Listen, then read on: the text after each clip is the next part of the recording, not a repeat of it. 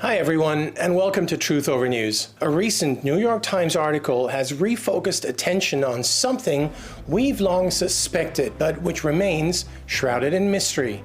You probably know which article we're talking about. It garnered a lot of attention, but not for the reason we will be focusing on. We're talking, of course, about the CIA's stunning revelations that they have been far more deeply involved on the ground in Ukraine than previously acknowledged. For instance, since early 2014, the CIA has been building bases together with Ukrainian security services. In total, the CIA built 12 such bases in secret locations along the Russian border. While all the attention has understandably been on the Ukraine war aspect of these revelations, we've been looking at them from a different angle. We'd always wondered about Ukraine's role in pushing the Trump-Russia collusion scam. So the logical question in light of these new revelations is what the CIA might have had to do with promoting Ukraine's involvement in the Trump-Russia collusion scam. The intelligence community likes to seed its false narratives through the fake news. Depending on who is doing the seeding, they use different outlets, whereby the New York Times is a favorite mouthpiece for the CIA. It thus comes as no surprise that the CIA seeded its latest fake narrative through the New York Times, and in particular through New York Times reporter Adam Entis, who, by the way, was also involved in seeding Russiagate stories during the Trump presidency. Entis is also deeply entangled in the story which was used to take down General Michael Flynn. In his latest piece, he focuses on the CIA's heavy involvement in Ukraine dating back more than 10 years. When the story first came out, we immediately wondered what the purpose of the leak was. The New York Times headline was "The Spy War: How the CIA Secretly Helps Ukraine Fight Putin." But it might as well have been called "The Spy War: How the CIA Secretly Fomented the Ukraine War." What possible motivation could the CIA have had to highlight its entanglements in Ukraine? Who would be impressed by such a revelation? And then it hit us. Adam Entis had helpfully jotted down the CIA's motivations in the form of a directive. This is what the article says. Now these intelligence networks are more important than ever, as Russia is on the offensive and Ukraine is more dependent on sabotage and long-range missile strikes that require spies far behind enemy lines. And they are increasingly at risk. If Republicans in Congress end military funding to Kiev, the CIA might have to scale back. If Republicans in Congress end Ukraine funding. That's what this is about. The CIA, which is not supposed to be involved in domestic politics or domestic affairs at all, is trying to blackmail the United States Congress into sending ever more money to Ukraine. If they don't, then whatever Russia does will be the fault of Republicans. It's quite breathtaking when you think about it. And also quite brazen for the CIA to think that ordinary Americans would be persuaded by such an argument. But then again, the article is more aimed at pliable members of Congress than it is aimed at ordinary Americans. So that answers the why. Why did the CIA leak the story about its deep entanglements in Ukraine?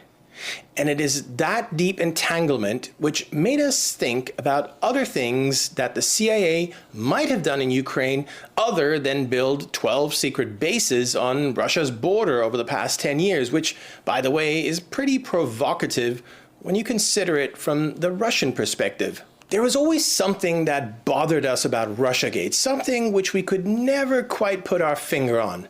While most of the Russiagate discourse involves the FBI, the Clinton campaign, and various Trump advisors who were falsely accused, Ukraine was also involved, but that is hardly, if ever, discussed. For instance, we knew that Ukraine was involved in kneecapping Trump's campaign manager, Paul Manafort by releasing a fake ledger which supposedly showed that Manafort had been receiving illicit payments from Ukraine.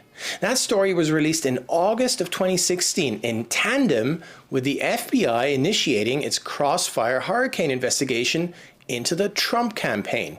When the fake ledger leaked out of Ukraine, Trump wisely, albeit perhaps a bit unfairly, cut Manafort loose. Had Trump not fired Manafort, he'd have been stuck with endless Manafort distractions in the final stretch of the 2016 campaign. He did not need such distractions even if, as we later found out, the ledger story was fake. The exact circumstances of Ukraine's successful effort to kneecap Manafort remain unknown. What is known is that the then Ukrainian president, Petro Poroshenko, took credit for the action in an August 2016 phone call with then Vice President Joe Biden. They both laughed about Manafort's fate. Think about it. The president of a foreign country took credit for disposing of the campaign manager of the opposition candidate, the Republican nominee for president. And not only did he take credit, but he then bragged about it to the vice president who supported the Republican nominee's opponent. You will never ever see a more blatant example of foreign election interference. And yet you never hear about it. Instead, you hear idiotic tales about Russians buying $100 worth of Facebook ads. And then there was the Ukrainian ambassador in the United States. He published an op-ed in which he severely criticized Trump. That was on August 4th, 2016, just a few days after the Trump-Russia investigation kicked off. Former Ukrainian Prime Minister Arseniy Yatsenyuk went even further. He wrote on Facebook that Trump challenged the very values of the free world. That's pretty extreme rhetoric. In case you were wondering why that name, Yatsenyuk, sounds familiar, he's the guy who was installed by Victoria Nuland as leader of Ukraine after the US-supported coup in Ukraine in February of 2014. And then Ukraine's Interior Minister, Arsen Avakov, went on Twitter to call Trump a dangerous misfit, who was dangerous both for Ukraine and for the United States to the same extent. Now, why would government officials from a foreign country say such things? It was highly unusual. It's not the way things are done in international relations. Even if these high-ranking Ukrainian government officials hated Trump for whatever reason, there was still a decent chance that he would become president, and then they'd be stuck with him. Why were they so cocky, and why were they so cocky at the exact same time that the Trump-Russia investigation was swinging into full gear in August of 2016? And this gets us back to the CIA. By 2016, they had spent 2 years directing Ukrainian intelligence services. One of the revelations in the New York Times article is that the first thing that Ukraine's head of intel did on the day in February of 2014 when the coup happened, that means the coup in which Nuland installed Yatsenyuk as her chosen leader of Ukraine, well, on that day, the very first thing that the head of Ukrainian intel did was to reach out to the local CIA head. And then, a few days after the coup, John Brennan, the then CIA chief, arrived in Kiev.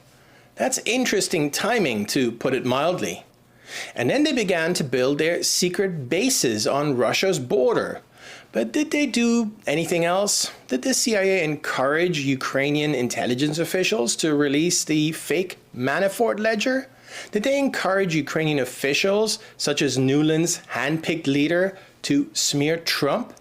Aside from the timing, content, and closeness of the relationship, there's also the audacity, as we mentioned. It's unheard of for foreign countries to mount an overt campaign of election interference like Ukraine did with Trump, unless, of course, they were instructed to do so and told that they would be protected.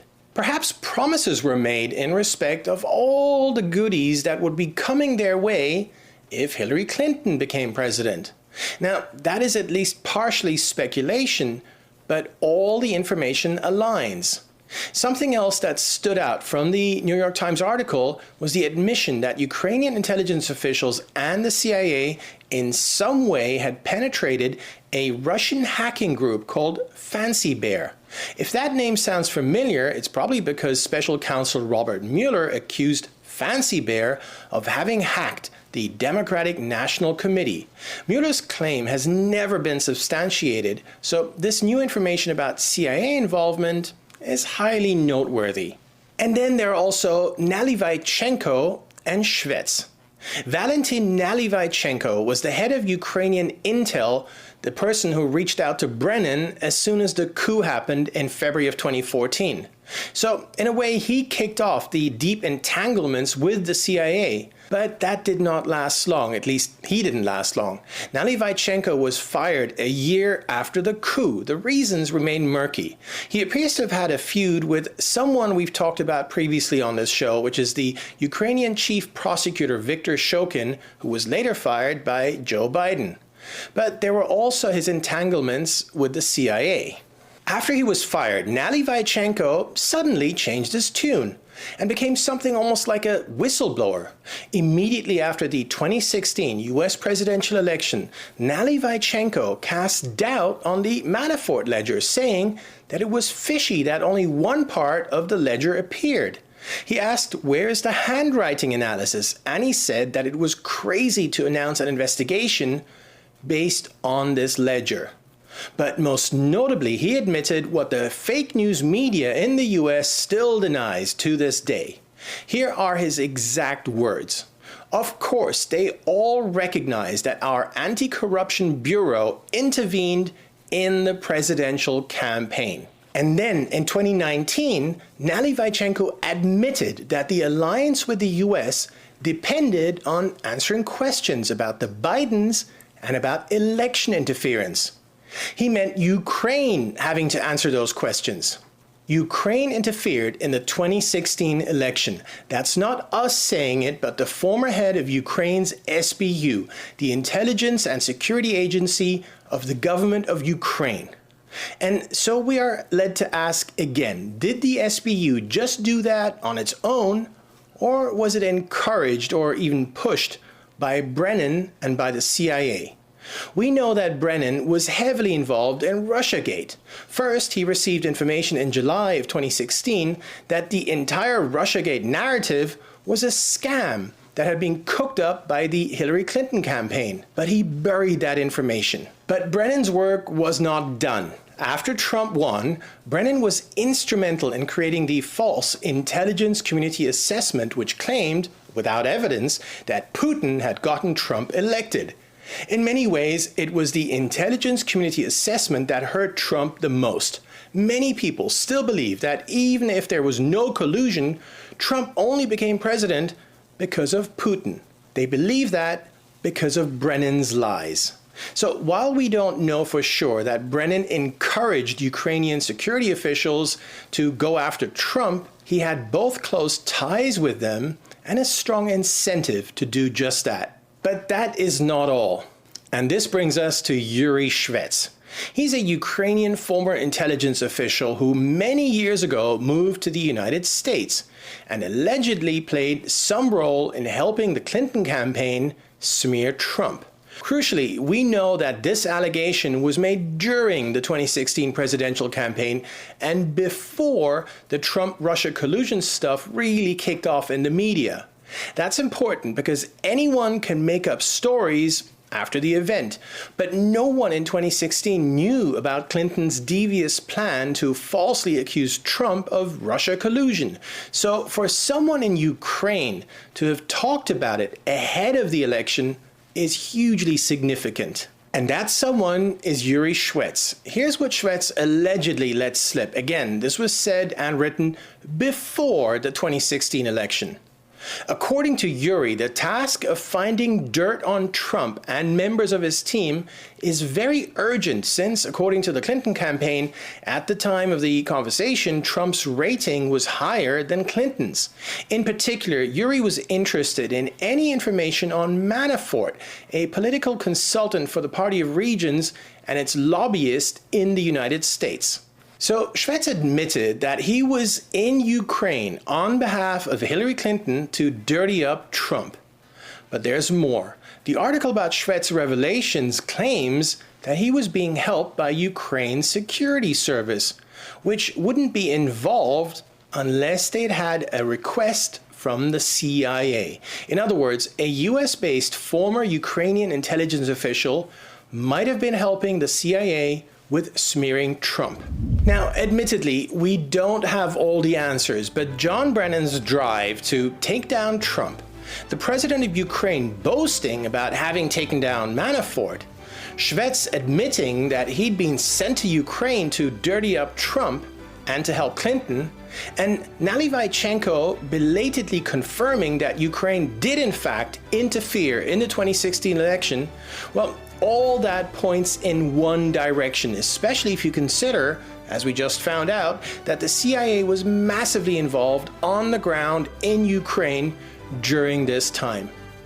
Thanks for joining us in today's episode of Truth Over News.